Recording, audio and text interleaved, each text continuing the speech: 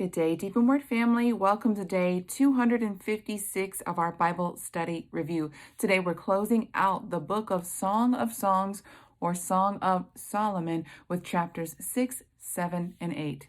Now, I'm not going to read through these full chapters. I'm going to go through the verses and share what I see in comparison to the bride waiting and calling upon Messiah.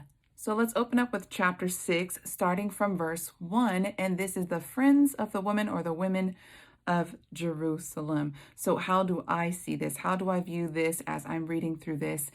It is basically all of the body of Messiah who is calling out and looking for the Messiah to return. That's what my heart is seeing when I read this, although that may not be the case. Again, this is a poem, so many people will draw and pull from it what they feel in their own hearts. And so this is what I see when I read it. It says, "Where has your beloved gone, O fairest among women? Where has your beloved turned aside that we may seek him with you?" So this is a picture to me of the body coming together and praying for the Messiah to quicken his coming.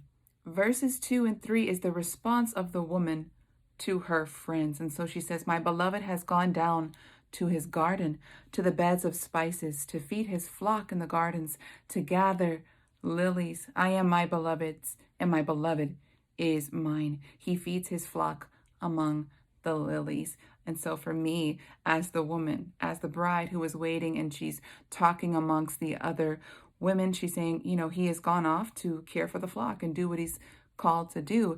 And for me, this is a picture of our Messiah going to sit at the right hand of the Father to close court cases, to close accusations that Satan has made from the very beginning concerning us when we were born and to the moment where we walked into covenant with our Messiah. And so this is what I see the woman saying. Picking up in verse 4 is the man speaking to the woman, but I am imagining this as Messiah speaking beautiful words to his bride who is sanctifying herself. And so it says, "You are beautiful as Tirzah, my love, comely as Jerusalem, awesome as an army with banners." And I'm skipping to verse 10, which would still be the man speaking. "Who is this who looks forth like the dawn, fair as the moon, radiant as the sun, awesome as an army with banners?" I picture this as the Messiah, looking upon his bride who has stood to the very end, that she did not grow weary. Her dress is spotless. It is white. She has done everything she could to stand. And in that moment, he calls us up and we are a part of his army. And in verse 13, I imagine this to be the world as they see us being called up. It says, "Return, return, O Shulamite. Return, return, that we may look upon you."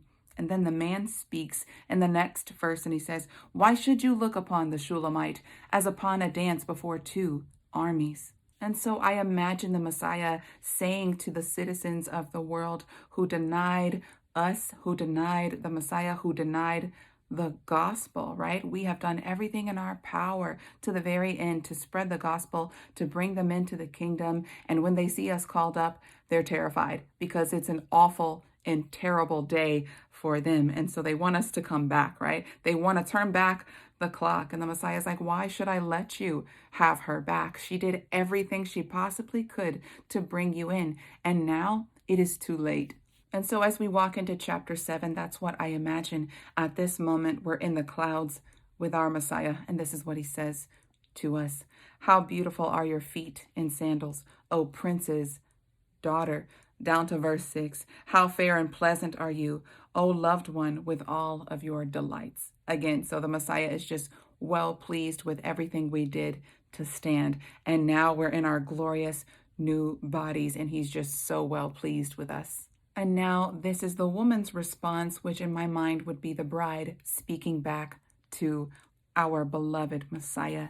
And the woman says, "I am my beloved's, and his desire is for me. Come, my beloved, let us go forth into the fields and lodge in the villages. Let us go out early to the vineyards and see whether the vines have budded."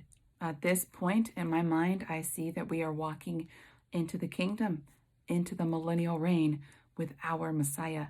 That's what I see. And now as we walk into chapter 8 with that frame of mind, I'm going to start reading from verse 2, which is the woman speaking.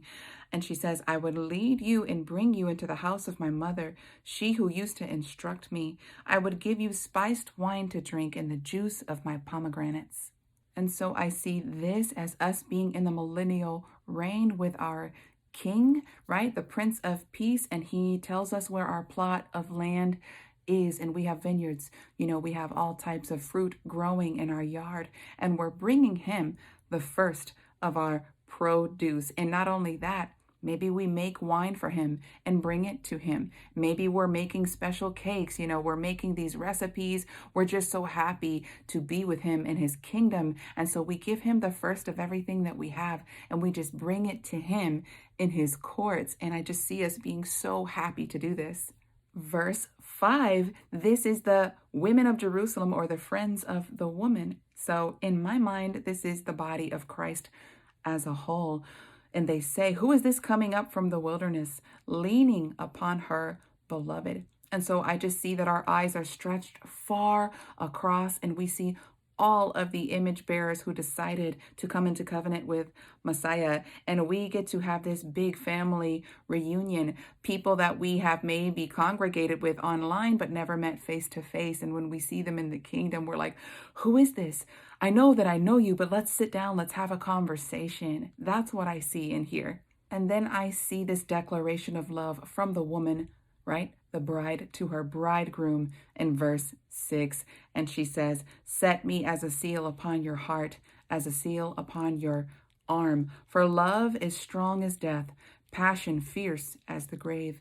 And we know that our Messiah went to the grave for us, but he also raised from the grave. And he showed us how much he loved us by giving his life as a ransom. And so that's what we do. We call him to come and make a comfortable home in our hearts, and that we are sealed, literally sealed by the King's mark, right? By the Maker's mark. And so that's what we're saying to him. Mark me, because I don't want to love anyone else. And so I imagine the woman to continue to speak to her king. And in this story, it's Solomon, but in my mind, it's Yeshua. And so it says, Solomon had a vineyard at Baal Haman. He leased the vineyard to the keepers. Now we know the vineyard, right, is the earth. It's the field, right? That's what I'm seeing in my mind. And it says each man was to bring for its fruit 1,000 pieces of silver. And in my mind, we're called to bring in many souls for the kingdom. And so the woman says, my vineyard, my very own, is before me. Oh, Solomon. But in my mind, I'm saying, oh, Yeshua, you may have 1,000, and the keepers of the fruit 200, meaning you can have everything you've ever given me. I am nothing and I have nothing apart from you. So whatever you give me, I'm glad to give it back to you. Verse 13 is the man speaking back to the woman. And of course, I imagine this to be Yeshua speaking to us.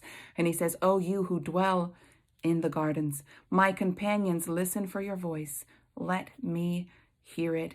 And so I can imagine that our Messiah would be so joyful to hear our voices give him praise in the millennial kingdom. And then the woman says, make haste, my beloved, and be like a gazelle or a young stag on the mountain of spices. And so we cry out, Maranatha. We cry out for him to come and crack the sky, and for his foot to touch the Mount of Olives, and for him to atone, for him to enter into judgment with the nations, and for him to finally open up the kingdom that we may rule and reign with him. This is what my heart sees as I close out reading the last part of the Song of Solomon, or the Song of Songs. It literally created a poem in my heart that I had to write down, and it is in today's daily post. So make sure you check out the community post for day 256. It's straight from my heart as the bride crying out, Maranatha. Deep in Word family, that's all that I have for you today. Until tomorrow, Yah bless.